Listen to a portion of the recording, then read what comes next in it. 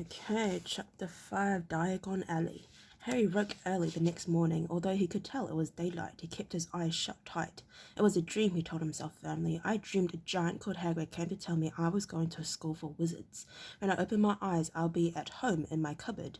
There was suddenly a loud tapping noise. And there's Aunt Petunia knocking on the door, Harry thought, his heart sinking. But he still didn't open his eyes. It had been such a good dream. Tap, tap, tap. All right, Harry mumbled. I'm getting up. He sat up and Hagrid's heavy coat fell off him. The hut was full of sunlight. The storm was over. Hagrid himself was asleep on the collapsed sofa, and there was an owl rapping its claw on the window, a newspaper held in its beak. Harry scrambled to his feet, so happy he felt as though a large balloon was swelling inside him. He went straight to the window and jerked it open. The owl swooped in and dropped the newspaper on top of Hagrid, who didn't wake up. The owl then fluttered on the floor and began to attack Hagrid's coat. Don't do that, Harry tried to wave the owl out of the way, but it snapped its beak fiercely at him and carried on savaging the coat. Hagrid, said Harry loudly, there's an owl. Pay him, Hagrid grunted into the sofa. What? He wants paying for delivering the paper. Look in the pockets. Hagrid's coat seemed to be made of nothing but pockets. Bunches of keys, slug pellets, balls of string, mint humbugs, tea bags. Finally, Harry pulled out a handful of strange-looking coins. Give him 5 nuts, said Hagrid sleepily. Nuts? The little bronze ones.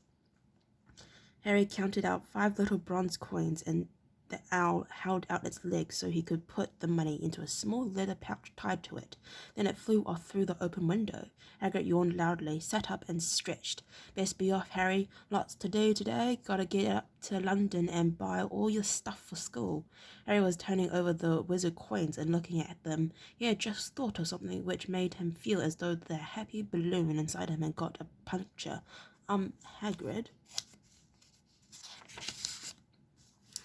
said Hagrid, who was pulling on his huge boots. I haven't got any money. And you heard Uncle Vernon last night. He won't pay for me to go and learn magic. Don't worry about that, said Hagrid, standing up and stretching his head. Do you think your parents didn't leave you anything? But if their house was destroyed, they didn't keep their gold in the house, boy. Nah, first stop for us is Gringotts, Wizard's Bank. Have a sausage. They're not bad cold. And I would say no to I wouldn't say no to a bit of your birthday cake neither. Wizards have banks, just the one Gringotts, run by goblins. Harry dropped the bit of sausage he was holding. Goblins? Yeah. So you'd be mad to try and rob it, I'll tell you that. Never mess with goblins, Harry. Gringotts is the safest place in the world for anything you'll want to keep safe, except maybe Hogwarts. As a matter of fact, I gotta visit Gringotts anyway, for Dumbledore, Hogwarts business. Hagrid drew himself up proudly. He usually gets me to do important stuff for him. Fetching you, getting things from Gringotts, knows he can trust me, see? Got everything? Come on then. Harry followed Hagrid out onto the rock. The sky was quite clear now, and the sea gleamed in the sunlight. The boat Uncle Vernon had hired was still there, with a lot of water in the bottom after the storm. How did you get here? Harry asked, looking around for another boat. Flew, said Hagrid. Flew? Yeah, but we'll go back in this. Not supposed to use magic now I've got ya. They settled down in the boat. Harry still staring at Hagrid, trying to imagine him flying. Seems a shame to row, though, said Hagrid, giving Harry another of his sideways looks.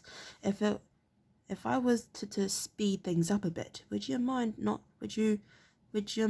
mention it at Hogwarts? Of course not, said Harry, eager to see more magic. Harry pulled out the pink umbrella again, tapped it twice on the side of the boat, and they sped off towards land. Why would you be mad to try and rob Gringotts? Harry asked. Spells, enchantments, said Hagrid, unfolding his newspaper as he spoke. They say there's dangerous guards in the high-security vaults, and then you gotta find your way. Gringotts is hundreds of miles under London, see, deep under the underground. You'd die of hunger trying to get out, even if you did manage to get your hands on something. Harry sat and thought about this while Hagrid read the newspaper, the Daily Prophet. Harry had learnt from Uncle Vernon that people liked to be left alone while they did this, but it was very difficult. He never had so many questions in his life. Ministry of Magic, messing things up as usual, Hagrid muttered, turning the page. There's a Ministry of Magic, Harry asked before he could stop himself. Of course, said Hagrid. They wanted Dumbledore for minister, of course, but he'd never leave Hogwarts, so old Cornelius Fudge got the job. Bungler, if ever there was one. So he pelts Dumbledore with owls every morning asking for advice. But what does a Ministry of Magic do? Well, their main job is to keep it from the muggles that there's still witches and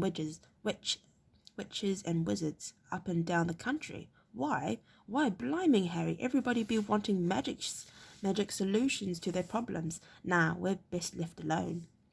At this moment, the boat bumped gently into the harbour wall. Hagrid folded up his newspaper and they clambered up the stone steps onto the street. Passersby stared a lot at Hagrid as they walked through the little town to the station. Harry couldn't blame them. Not only was Hagrid twice as tall as anyone else, he kept pointing at perfectly ordinary things, like parking meters, and saying loudly, "See that, Harry? These things these muggles dream up, hey?" Hagrid said, Harry, panting a bit as he ran to keep up. "Did you say there are dragons in Gringotts?" "Well, so they say," said Hagrid.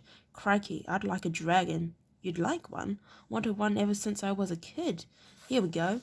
They had reached the station. There was a train to London in 5 minutes' time. Hagrid, who didn't understand muggle money, as he called it, gave the notes to Harry so he could buy their tickets. People stared more than ever on the train. Hagrid took up 2 seats and sat knitting what looked like a canary yellow circus tent.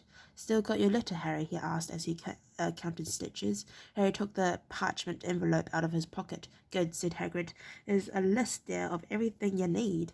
Harry unfolded a second piece of paper he hadn't noticed the night before and read, "Hogwarts School of Witchcraft and Wizardry. Uniform. First-year students will require, number 1, 3 sets of plain work robes, black. Number 2, 1 plain pointed hat, black, for day wear. Number 3, 1 pair of protective gloves, dragon hide or similar. Number 4, 1 winter cloak, black, silver fastening. Please note that all pupils' clothes should carry name tags. Set books.